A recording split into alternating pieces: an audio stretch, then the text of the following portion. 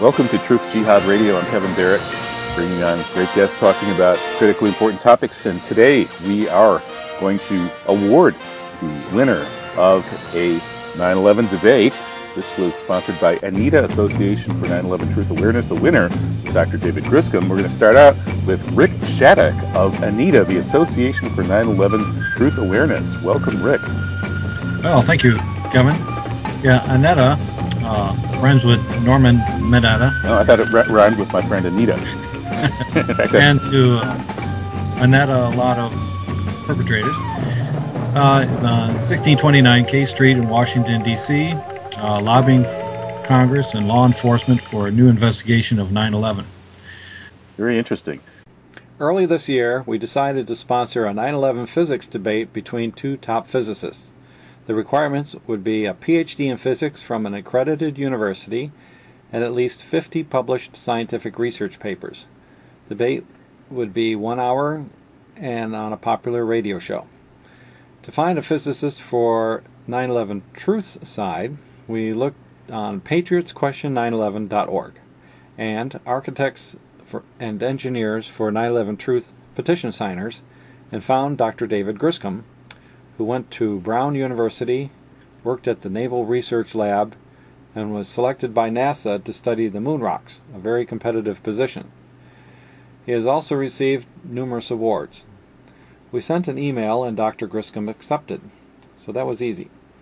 To find a PhD from the other side, we sent an email to the physics departments of about 30 universities, including the Ivy League, Harvard, and Yale, plus MIT, CalTech, and Stanford, plus Colgate and Maharishi University, where I graduated from and know some physicists.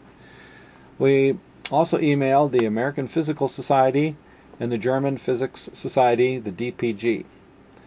We asked for a PhD in physics who would argue on behalf of the 9/11 official conspiracy theory that the World Trade Center towers collapsed due to fire alone, and explain how steel beams went 600 feet to stick into the American Express building. Basically, how Newton's laws of physics were upheld. We received some good wishes for the debate, but no PhD in physics was interested in debating for the government story enough to apply. But lots of people on the James Randi debate forum are very willing to argue for the official story. They don't generally post their real names or degrees, but may know some physicists who do. So we posted a notice there. However, the forum moderators kept deleting our posts, saying they were, quote, off topic, even about the debate date and time of the debate. One member with integrity and a fair debater, Reverend Chris Moore, posted it for us. We gave them 2 weeks more, but they responded only with insults and no qualified nominees with a PhD. Very interesting. We had as the initial target date March 1st, which was near the time of the Sochi Olympics in Russia, so it was to be called the Physics Olympics. However, we had not received any applicants by then. I think all those guys at JREF were too busy watching the Olympics. Yep. And disparaging the need for having a debate in the first place, although the JREF forum is supposed to be about fair and open debate. And of course that's contradictory, because if they say that there's no need for debate, it's so obvious, well, that would make it really easy for them to win the debate, wouldn't it? Yes, it would. We did receive one applicant, Frank3373 from JREF, who said, have him come on JREF and I'll debate him. However, it turns out he, and I know who he is, has a bachelor's in liberal arts and no science courses, much less physics. He's never published an article in his life in a scientific journal and has a Hirsch Index of 0. And the Hirsch Index, as you discussed in your last show, is an objective indicator of scientists' respectability in the scientific community as measured by the number of studies in peer-reviewed journals that he's referenced in. So the debate topic would be resolved. The laws of physics are broken by the official story, so an independent official investigation should be done on 9/11. So we don't have any qualified applicant to debate. I guess we could ask Dr. Griscom to say a few words about why he feels that the laws of nature are broken, which is the Newton's laws. Okay, David Griscom, you're a very highly qualified physicist, and okay.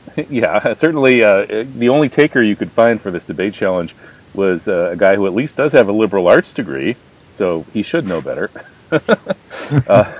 So you have a Hirsch Index over 50, which is pretty good, and apparently that's actually very good. I don't like to tout these things, but in fact, when it comes to 9/11 truth, it does sort people out. I think that you will be hard to find a really good physicist with a high Hirsch number who will stay with the official story. And that's interesting because some of the issues involving the apparent violations of the laws of physics, according to the official story of 9/11, are not exactly Einstein-level issues. I mean, are they? I mean, go ahead and tell us about a couple of them. Okay, well, I mean, the no-brainer is the fall of Building 7, which was in free fall for a period of time, and it can only have happened if with demolition. All parts had to have failed instantly from top to bottom, and so that's a no-brainer. Let's stop and explain what that means. So basically, for this 47-story building to come straight down into its footprint for 2.5 seconds or so of absolute free fall acceleration at the beginning, and then pretty close to free fall acceleration all the way down, it took less than 7 seconds. That means that all the vertical supports essentially had to be taken out almost instantly and simultaneously in order for it to come down that fast and also that symmetrically straight into its footprint.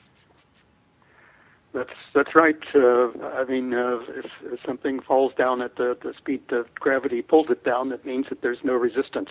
If there were resistance, it can't go that fast. And how could all resistance just suddenly disappear unless you have cutter charges taking out the vertical supports in the precisely timed sequence that's necessary to take out the vertical supports? That's absolutely right. And actually, you've got to do it a good job to get it to go straight into its footprint. If you're a little bit off, why the building's going to fall over sideways. Right. And interestingly, we haven't heard any patents for wastebasket fire skyscraper demolition companies or anything since 9/11, which indicates that nobody really believes that you can take down a building like that in that particular way with ordinary office fires. Exactly. Okay, tell us about some more laws of physics issues in 9/11. Okay, well, I'm looking at World Trade Center 1 and 2. They're going to have material flying laterally, something like 600 feet in all directions from each of the faces of these buildings. Okay, and we are supposed to believe that is basically. I mean, it's not as simple as the World Trade Center 7, where everything went straight down, and you say all these things have to break.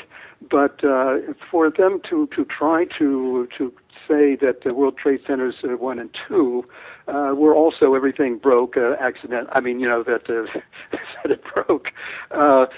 You would. If everything broke, as the official story goes, by it's too brittle and it just broke, and so the building fell down, there is no force that goes laterally.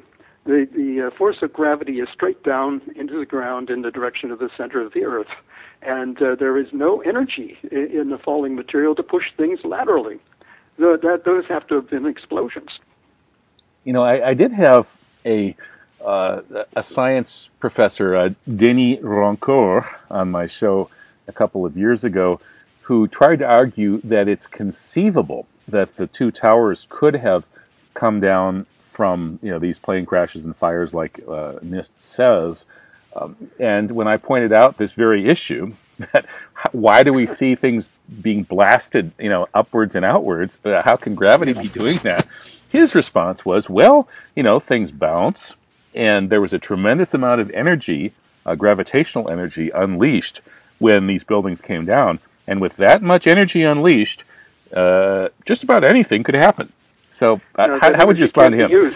The energy is a vector. It's directed direct downward, and you could maybe have some angular thing to drive it out to the side a little bit, but it wouldn't go very far. It would keep accelerating downward.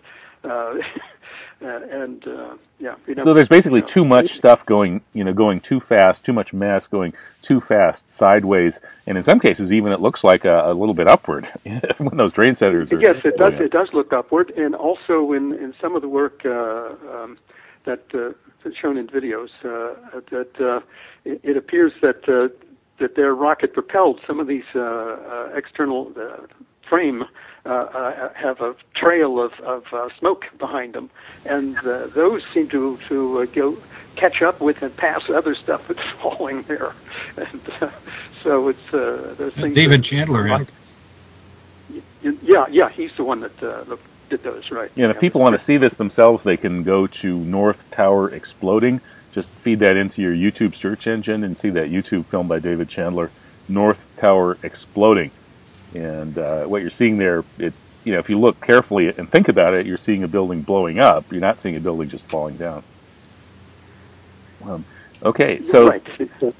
So those are the key laws of physics issues here have to do with the way gravity works in both of the buildings you've discussed so far.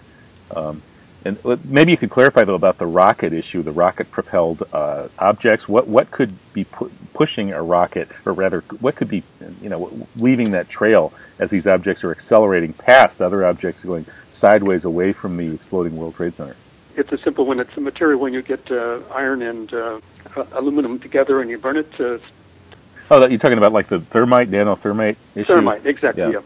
So, yes, so we've seen actually in the videos that were done that when you burn thermite inside a metal piece that contains it, it blows out wherever there's a hole where it can blow out.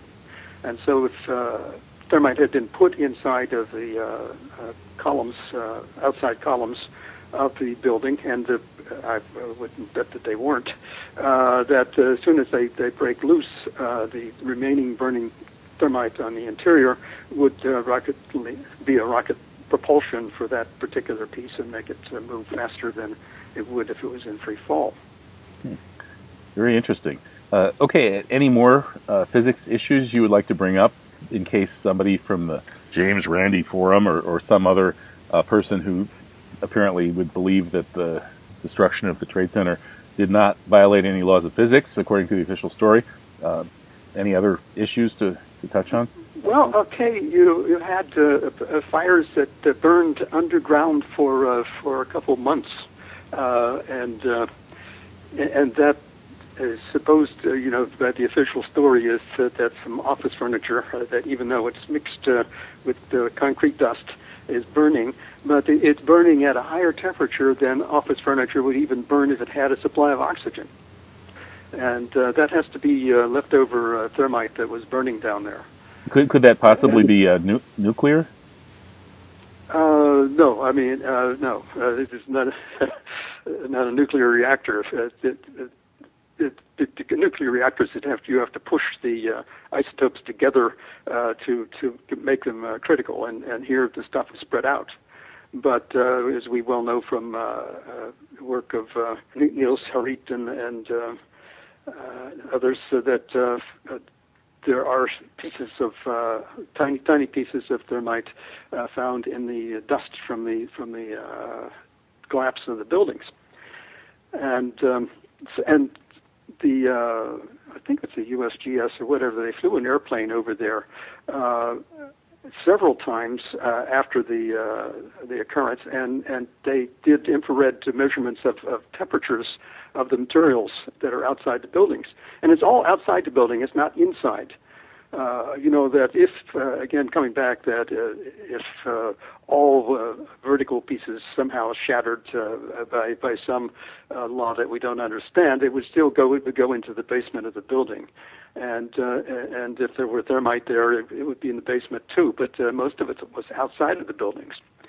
So, that's another part of the picture. There's an enormous amount of heat coming out of that. It would have been enough. I did a calculation once to run part of the town for a month or so or something. So, so there was there's a lot of heat in these fires that burned for months after the destruction of the Trade Center. There were all sorts of reports of molten metal as well, and that's part of it. Yeah, sure. Yeah. And that, of course, it would be impossible as well because there's no office fire that can melt steel, period. Mm-hmm. And that is one of the things that puzzles me about the apologists for the official story is where they get this all this molten metal, these hot spots, and things like that. There, even in Building 7, there was that New York Times article about one of the structural steel pieces from Building 7 that had been warped, twisted, turned into Swiss cheese, and not only had it shown signs of the steel being melted, but it actually evaporated, which happens at a much higher temperature even than melting. Obviously, normal hydrocarbon fires can't do that. New York Times is on record putting this out there, calling it the deepest mystery of 9/11. Even the people I've brought on, like Denny Rancourt, who tries to, or even Frank Greening, these guys who are trying to say that, well, maybe something bizarre happened to the towers, and but even they can't explain how this piece of Building 7 would end up with signs of evaporated as well as molten steel. This is and we have the NIST guy. What's his name? One of the NIST lead guy is on record saying there's no evidence for any molten steel. Yeah, that's just lies, and actually the whole country, including the mainstream media, lies on everything. That's something that goes on nowadays. They just don't tell you. Indeed. But actually, talking about the NIST lying here, there's a little backstory that I have. I worked at the Naval Research Laboratory, where they didn't disgrace themselves by coming out and saying that the things that the NIST said. So I had this thought that if I was working for NIST, I'd be disgraced personally as a scientist there, and that I would probably want to give away what I discovered in some sneaky way and get it into the literature. And so I actually went and found a paper by a guy working in metallurgy at NIST, and he was an invited lecturer at a major conference. And he described pieces of the outer steel metalwork of the North Tower. That was not damaged by falling to the ground. That it was exactly the same condition as when it was hit by the airplane. And they found that the airplane, probably the largest stress given to the building would have been the airplane hitting it, and they could see where the top of the fuselage had hit this, and that there was it was a ductile effect that it was squeezed and squished inward. Now that basically gave away or put lie to the premise that steel was rattled enough that it should shatter, because if you have ductile change, that means that there's no shattering. You're not even near that anymore. So these were the perimeter columns we're talking about?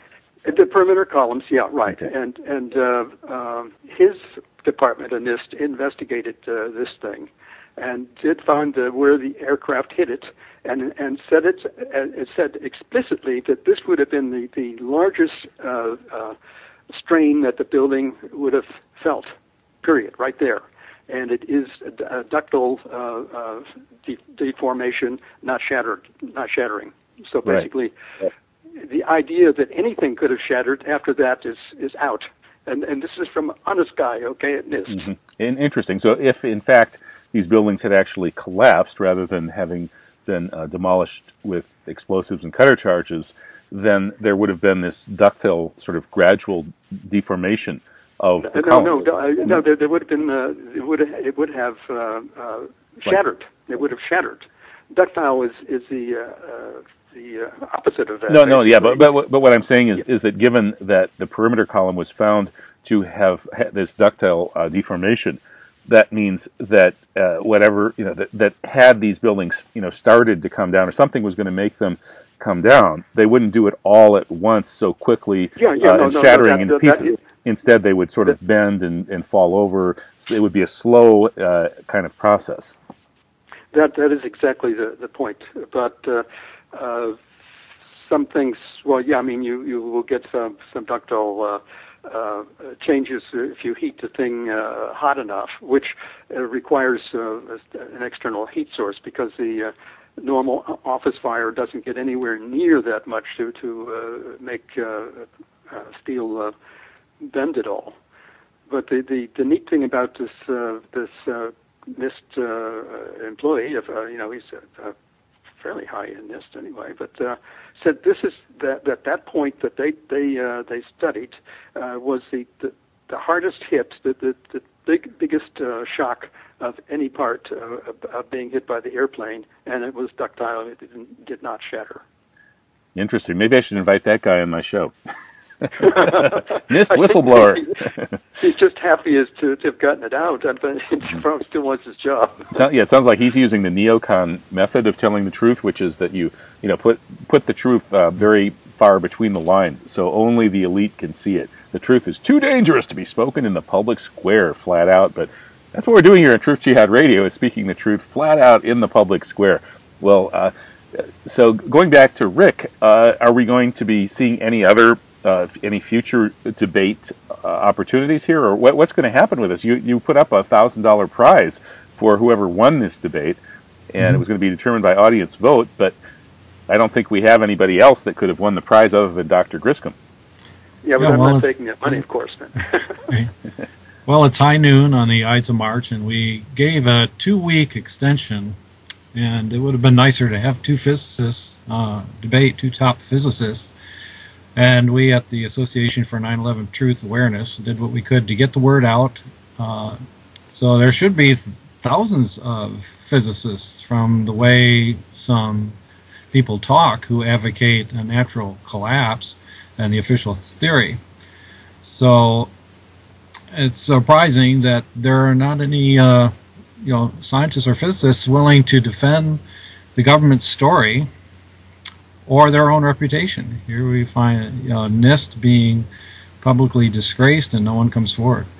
So, as you said, we were going to open the vote to the public, but however, since only one physicist responded, even with a 2-week extension of time, therefore, on behalf of the Association of 9/11 Truth Awareness, we are awarding the $1,000 honorarium to the scientist who feels strongly enough to stand up for his side, going to the charity of his choice. Do you have a recipient in mind? Well, I think congratulations. It goes back to you, Rick, to your work. Well, that's a grand idea. Thank you, but we're happy to donate the $1,000 to good 9/11 Truth projects. There is a fundraiser that's going on to get a new study on the World Trade Center dust to be done at an independent laboratory. It's a project being headed by Mark Basile, and that's our primary focus at this point. Does that sound fine with you? That sounds fine to me. Yeah, I mean, he's done really nice work. I stand behind that. That's a great idea. Yeah. Because it seems like that nanothermite study, especially according to you, Dr. Griscom, that's been it's a really, really good first-rate study. You were one of the peer reviewers on it, and it seems that in order to get that message out and confirm how trustworthy and how important this study was, a replication study like this would be a great idea.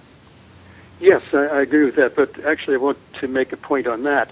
Is that I've refereed at least 600 papers, which I actually went back and checked with my paper records, and I think some records on early computers got lost, and been doing some more recently. So I'm between 600 and maybe 900 papers that I've refereed. And I really get in. I don't do superficial work, so that even if it's a good paper, if I find something I could make better in there, I suggest that for these people. And so when I got the Read It All paper to referee, I read the whole darn thing, and I couldn't find anything to say. So, I mean, that makes it one of the best papers, or the best paper that I've ever refereed out of 600 to 900 papers I've refereed conscientiously. And that is sort of a measure that you can't find anyplace else, but that is the correct measure, because there are people who trash Read It All's work without any merit. So you need somebody that's got a reputation first, and this is where the Hirsch number comes in. Again, I don't like to brag, but I am pleased that my Hirsch number gives me more credibility, and I think that we need more scientists, physicists out there with higher Hirsch numbers, and you need to reach them. I think taking the kind of thing that the architects and engineers for 9/11 Truth were putting posters out. I think if we could add to that poster some other things for physicists, and then get it into physics departments all over the country, that would be the way to. That's a great idea. Start. Yeah, right. You know, I think I'll try and do something here at University of Wisconsin. Is there an easy way I can look at, say, the physics department there, or the engineering department, or what have you, and figure out who has what Hirsch numbers? You can. That's a good thing. I mean, a good question. Google Scholar actually gives Hirsch numbers, but I think it maybe only gives it to the people that own it. I'm not sure with that. And it used to be that it was you could only get it from a rather expensive service now, but there's a number of outfits that are doing this, Google being only one. So, yeah, I don't know the answer to that. Mm-hmm. Well, we can just go to the department and try and find, rustle somebody up without necessarily knowing. But it would be kind of a time saver if we could look at Hirsch numbers, if that's what we're looking for, is 50 plus Hirsch numbers. Well, I don't know. Yeah, okay, but okay, you're trying to find a debater and so on. But I'm trying to get alerts to bring physicists who are still buying the official story because they haven't thought about it. Yeah, well, this would be a way to do it. Is put out this. Yes, right. We've got this debate challenge going. Nobody took it in the past, and so on and so forth. And also, we should point out just to remind people that the importance of that nanothermite study is that it did find these red-gray chips of nano-engineered, highly incendiary or even explosive, if not high explosive material that shouldn't have been there. And so it's a smoking gun of something on 9/11. We don't, there may have been other factors of demolitions as well, but this is kind of hardcore smoking gun evidence of something that shouldn't be there that could have been used in taking this down. That's absolutely right. I mean, actually, there was an enormous. You extrapolate the amount of dust in a small thing of thermite in particles in one small batch, and you extrapolate that over the total amount of powdered concrete, and it's a huge number. I can't do well, it. Harrod was actually puzzled by how huge it was, and he says that still needs to be explained. And there are those who attack the nanothermite hypothesis by saying that that's too much. How could who could have possibly planted all of that nanothermite? That's about the weakest defense you can ever make. I mean, right. It accepts most of the thrust of the argument. People can do anything if they want to badly enough, and they have enough time to do it. I'm an eyewitness to a couple aviation stunts around the National Airport and the Pentagon that goes back. The first one before around 1990 or earlier, and the second one I know was after 1993. And they were flying these planes dangerously in routes that particularly the first one. I won't go into great description, but I was sure that the only reason they were doing that was to figure out if the Pentagon could be attacked in that manner. I mean, there were two planes. One was a prop plane, which was quite slow, flying high, and below it a jet fighter plane that barely hanging onto its envelope. It could have crashed into the city of Alexandria, which was sort of scandalous.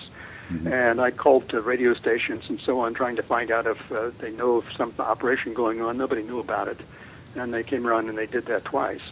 So I thought that, well, okay, they're seeing if somebody could attack the Pentagon that way so they can make countermeasures. And of course, there were no countermeasures. And the people who did that operation weren't reprimanded. So QED. Mm-hmm. Yeah, it very well could have been in the planning for a very long time. Some people even wonder if the towers weren't expressly built for this purpose. They'd reached the end of their usable lifetimes, and there are all sorts of indications that neocons have been thinking about a big coup d'etat in America since Luttwak's coup d'etat was published in 1968.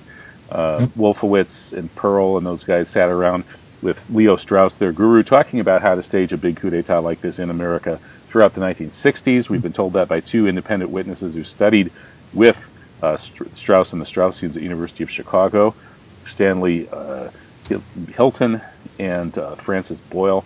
So there are all sorts of indications that this had been in planning for a long time. Well, we reached the end of our half-hour show here.